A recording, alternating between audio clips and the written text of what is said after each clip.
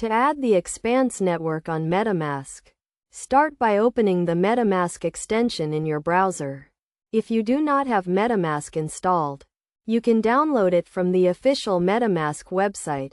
Once Metamask is open, click on the Add Network button. This will take you to the Add Network page where you will need to input the network details manually. In the network name field, enter Expanse Network. In the new RPC URL field, enter the Expanse Network RPC URL. The chain ID is a unique identifier for the network, so enter the Expanse Network chain ID.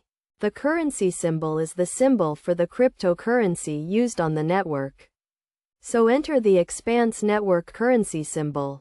You also need to enter the Block Explorer URL, which is the website where you can view the Expanse Network blockchain. After entering all the required details, click the Save button to add the Expanse Network to Metamask. You can now view your Expanse Network account balance and transaction history, as well as send and receive Expanse Network cryptocurrency.